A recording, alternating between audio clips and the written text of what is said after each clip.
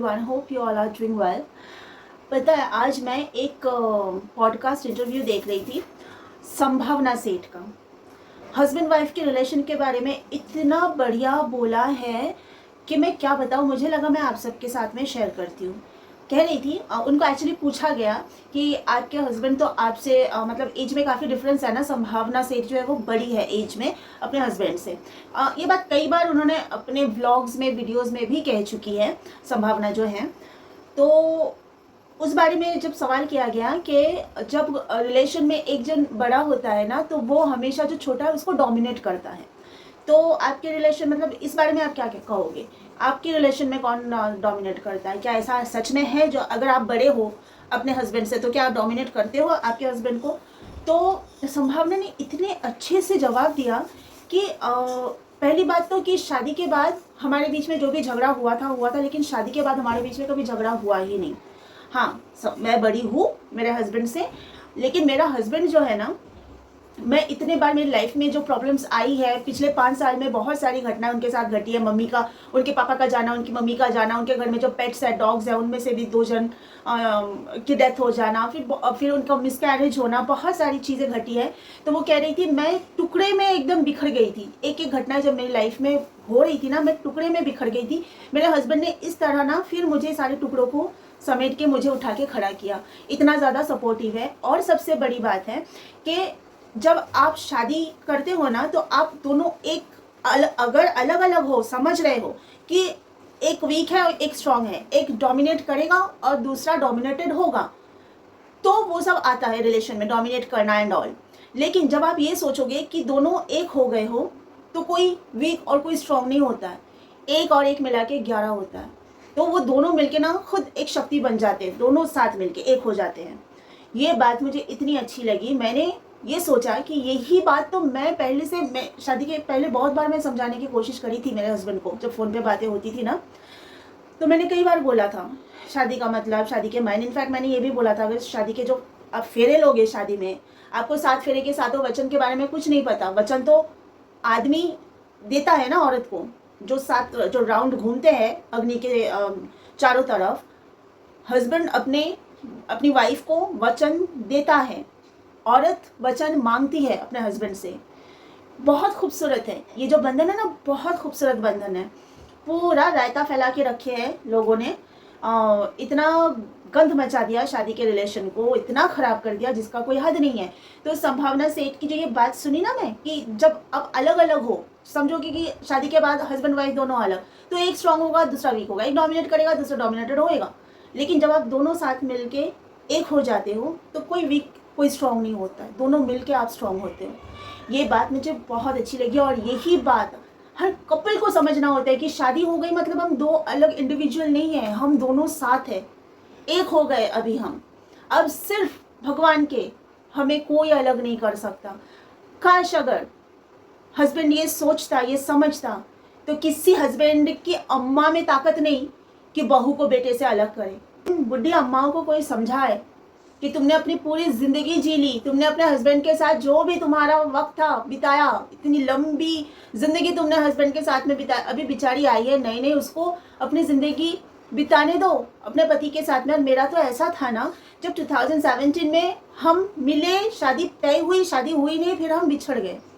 वो अपने रास्ते में अपने रास्ते। फिर जब हम मिले 6 साल के बाद, शादी के बंधन में बंधे, वो अंदर की जो फीलिंग है ना, मैं आपको मतलब मैं एक्सप्रेस नहीं कर सकती हूँ, मैं बयान नहीं कर सकती हूँ अपने ज़ुबान से कि वो जो अंदर जो खुशी, जो सेटिस्फैक्शन, में क्या बोलूँ उस चीज़ को, कि मुझे मेरा प्यार इतने तड़पने के बाद मिल गया फाइनली। और वो 6 साल हम मिले नहीं, हम एक दूसरे को देखे नहीं आमने सामने। अगर बातें होती थी तो सिर्फ फ़ोन पे, अगर हम एक दूसरे को देखते थे तो सिर्फ वीडियो कॉल पर। ना मैं उसको मिल पाई उस 6 सालों में, ना वो मुझे मिल पाया। 6 साल के बाद डायरेक्टली जब शादी के लिए मैं कोलकाता पहुंची, तब एयरपोर्ट में मैं मेरे पति को सामने से देखी। और वो मैं आपको ना बता नहीं सकती हूँ, वो जो फीलिंग है ना, नहीं बताया जा सकता। तो ये जो खुशी मेरे अंदर थी ना, मेरी सास ने पूरा जो रायता फैलाया उस औरत को, मतलब बद्दुआ भी दूँ ना तो बद्दुआ भी कम है। मैं बद्दुआ नहीं देती हूँ, मैं बद्दुआ दूंगी भी नहीं। मैं पता नहीं कोई शायद कोई पाकिस्तानी सीरियल है कि क्या है मुझे नहीं पता, एक ना वीडियो क्लिप इंस्टाग्राम पे आता है जिसमें ना कुछ शायद सीरियल या फिल्म का वो सीन है जिसमें एक औरत अपने हस्बैंड को ऐसा बोलती है कि जो आदमी अपनी बीवी की खुशी को अपनी माँ के पास गिरवी रख देता है, वो औरत, उसकी बीवी, उसकी सास की मौत की दुआ मांगती है हमेशा। लेकिन मैं ये दुआ नहीं मांगती, मैं ये दूर दूर तक नहीं सोचती। मैं तो सोचती हूँ मेरी सास लंबी उम्र जिए और जो तकलीफ मुझे उसने दी है वो जीते जी तकलीफ भोगे। उसको पता चलनी चाहिए कि वो तकलीफ क्यों भोग रही है, उसने मुझे तकलीफ दी इस वजह से वो तकलीफ भोग रही है, ये चीज़ उसे पता चलनी चाहिए। उसने मेरे प्यार के साथ मुझे ज़िंदगी नहीं जीने दी, ये उसे पता चलना चाहिए हर पल। और इस चीज़ के लिए उसके अंदर अफसोस होनी चाहिए। उसे मौत ना मिले, मौत तो सबको मरना है, सबको एक दिन जाना है, लेकिन ये जो तकलीफ मुझे मेरी सास ने दिया वो तकलीफ उसे भोगना है। वो लंबी ज़िंदगी जिए मैं चाहती हूँ, मैं मौत की दुआ नहीं मांगती हूँ। और सबसे बड़ी बात है, कल श्रेया ने कमेंट में जो लिखा था कि पढ़ी लिखी होना ज़रूरी नहीं है, लेकिन कम से कम समझदारी तो होनी चाहिए। मैं श्रेया का ये पूरा कमेंट पढ़ूंगी क्योंकि बहुत अच्छा लिखा है श्रेया ने। समझदारी की अगर बात करूँ, चलो मेरी सास पढ़ी लिखी नहीं है, कोई बात नहीं, लेकिन मेरा हस्बैंड तो पढ़ा लिखा है, पर उसकी समझदारी कहाँ घास खाने गई है। वो तो इस तरह की बातें की है, इस तरह जिस तरह मुझे जलील किया, या जो भी घटना में उसका जो किरदार है ना। मेरे यहाँ एक बगल में आंटी रहती है, उनके साथ जब सारी चीज़ें मैं डिस्कस करी जैसे आप सबके साथ करती हूँ, वो आंटी ने बोला तेरा हस्बैंड पढ़ा लिखा नहीं है। जो हरकतें मेरे हस्बैंड ने की है ना, ये कोई पढ़ा लिखा आदमी तो नहीं कर सकता। तो समझदारी के लिए मुझे समझ में नहीं आता है कि पढ़ा लिखा होना नहीं होना इधर दूर दूर तक कोई लेना देना नहीं है।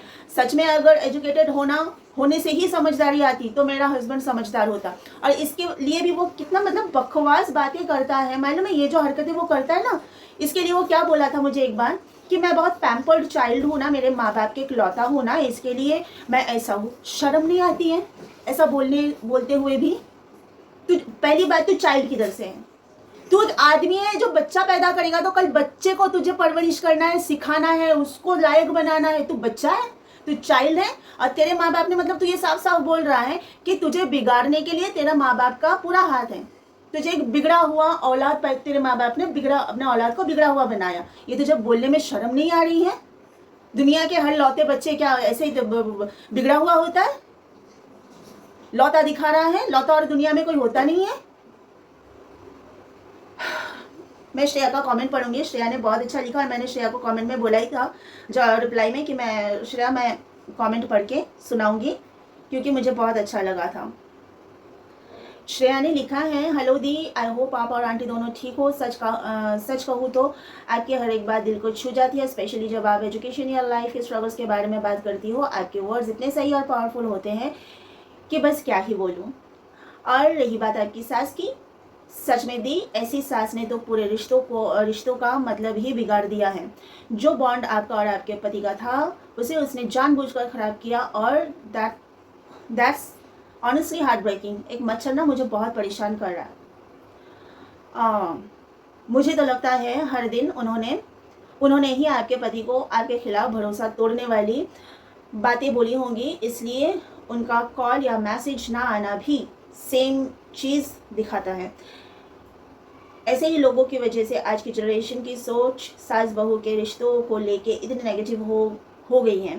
थैंक गॉड हमारे ख़ानदान में ऐसा कुछ देखने को नहीं मिला। हमारे यहाँ औरतों को इज्जत मिलती है, उनकी बातें पहले रखी जाती है और सास भी बहुओं को बेटी जैसी समझती है। लोग चाहे पढ़े लिखे ना हो, समझ तो होनी चाहिए ना। आपकी सास वाकई महान थी, जिस तरह से उन्होंने आपको मेंटली टॉर्चर किया। I can feel how much you must have suffered the, but seriously आप जितनी स्ट्रांग हो उसका क्रेडिट आपके इनर स्ट्रेंथ को जाता है। भगवान ने आपको उस टॉक्सिक एनवायरनमेंट से निकाल दिया। That's truly a blessing. Yes, even I do believe that. Don't worry दी, जिसने भी आपका बुरा चाहा उनका बुरा ज़रूर होगा। Karma is real and Mahadev सब देख रहे हैं। आप स्ट्रॉन्ग थी, हो और हमेशा रहोगी। आप ऐसे ही आगे बढ़ती रहो और दुनिया को दिखा दो कि एक स्ट्रॉन्ग औरत को कोई रोक नहीं सकता। हमारी पूरी फैमिली आपको सुनती है, सपोर्ट करती है और आपको बहुत सारा प्यार भेजती है। Lots of love and respect दी। Always believe in yourself. हर हर महादेव, हर हर महादेव। मुझे बहुत खुशी हुई, मैं बता नहीं सकती हूँ। ये लास्ट में जो श्रेया ने लिखा है, हमारी पूरी फैमिली आपको सुनती है, सपोर्ट करती है और आपको प्यार भेजती है। बस और क्या चाहिए, ज़िंदगी सफल। प्यार एक ऐसी चीज़ है ना, बस इंसान को मिले तो और कुछ नहीं चाहिए। और श्रेया, आपने जो लिखा है ना कि मैं स्ट्रांग थी, उस टाइम पे मैं नहीं थी। यकीन मानो, जब ये सब मैं झेल रही थी, जब मैं कल के वीडियो में भी बोली हूँ कि नाइटमेयर था मेरे लिए वो, जो एक भयानक सा सपना, जो टूटने के बाद भी ऐसा लग रहा है सांस फूल रही है, ऐसा हो रहा है, आंखों से आंसू बह रहे हैं, हाथ पैर कांप रहे हैं। ये होता है जब मैं उस टाइम वो लास्ट के 2 दिन मैं याद करती हूँ, तो जो मैंने वहाँ झेला है वो सब याद करती हूँ, तो मैं स्ट्रांग नहीं थी उस टाइम पे। मुझे मेरे सामने सिर्फ यही दिख रहा था कि मैं मर जाऊँ, मैं क्या मुंह दिखाऊं लोगों को। धीरे धीरे मैं मुंबई आने के बाद भी किसी से कुछ नहीं बोल पाती थी। हाँ, सब ठीक है, मेरा हस्बैंड बाहर गया हुआ है ना काम के लिए। हस्बैंड को मैं कभी रिवील नहीं करती थी कि वो बुरा है। उसको बहुत अच्छा ये कवर करके रखती थी, उसकी बुराई को कवर करके रखती। मेरा हस्बैंड बाहर गया है काम से, वो आएगा जब ही, इंडिया से बाहर गया है काम से, ये बोलती थी। मुझे ना झूठ बोलना पसंद नहीं, लेकिन सिचुएशन ऐसा था कि मुझे झूठ बोल के ना मैनेज करना पड़ रहा था। और मेरी सास अच्छी नहीं है, अच्छे से बिहेव नहीं करती है, इसके लिए मैं उधर अकेली पड़ गई हूँ। मेरे हस्बैंड के बिना उसका सपोर्ट रहता है तो सब ठीक रहता है। ये सब बोल बोल के मैं कई महीनों तक बिता दी। फिर ना धीरे धीरे धीरे मेरे अंदर ना गुस्सा, बाहर भले ही मैं हस्बैंड को अच्छा दिखा रही, लेकिन अंदर तो मुझे पता है कि मैं क्या झेली हूँ। उस बंदे की बेइज्जती, इतना गंदा गंदा अपनी वाइफ के बारे में झूठ बोल बोल के उसने इतना गंदा बोला मेरे बारे में कि जिसका कोई हद नहीं। मैंने सबसे पहले वो रेड वाइट चूड़ी, जो सुहाग की चूड़ियों के बारे में कल की वीडियो, वो उतारा। सिंदूर लगाती थी, पोंछ डाला। जो बंदा अपनी जिम्मेदारी नहीं निभाता अपनी वाइफ के लिए, जो बंदा एक फ़ोन करके पूछता नहीं है तुम सही हो ना, तुमको कोई तकलीफ तो नहीं है ना, क्योंकि मैं उसकी जिम्मेदारी हूँ, मैं मरूँ जीऊँ वो भी उससे, उसको फर्क नहीं पड़ता, उसके नाम का सिंदूर मैं मांग में लगाऊँ, सिंदूर का अपमान हो रहा है। सिंदूर मेरा ना, मेरे घर का जो मंदिर है भगवान का, जहाँ पे रोज़ पूजा होती है, वहाँ रखा हुआ है। मैंने भगवान के सामने रखा और बोला इसकी हिफाजत तू करेगा। महादेव को बोला हुआ है, भगवान जो भी है मंदिर में, बोला इसकी हिफाजत तू करेगा। मंगलसूत्र उतार के मंदिर में रख दिया, इसकी हिफाजत तू करेगा। हस्बैंड वाइफ का रिलेशन वही संभावना सेठ वाली बात, दो मिलके एक होते हैं। तो मेरा वाला जब मेरे साथ ये ऐसा रहा ही नहीं, तो काहे का सिंदूर, काहे का मंगलसूत्र, काहे की चूड़ी। वैसे जो लोग नहीं भी लगाते ना, उनके हस्बैंड भी उनके साथ होते हैं। ये संभावना जो बोल रही थी ना पॉडकास्ट में, वो भी सिंदूर मंगलसूत्र नहीं लगाती है, लेकिन उसका हस्बैंड उसके साथ मजबूती के साथ खड़ा रहता है हमेशा। उसको कभी टूटने नहीं देता उसका पति, जबकि छोटा है उम्र में। और मेरा पति मुझसे इतना बड़ा है एज में, क्या किया उसने, कौन सा फर्ज निभाया जो उसके नाम का मंगलसूत्र सिंदूर मुझे लगाना है। धीरे धीरे धीरे आज जो इतना मैं बोल रही हूँ ना आप लोग के सामने, मुझे ये हिम्मत जुटाने में, स्ट्रांग बनने में बहुत टाइम लगा था। एक दिन की बात नहीं है ये, बहुत टाइम लगा।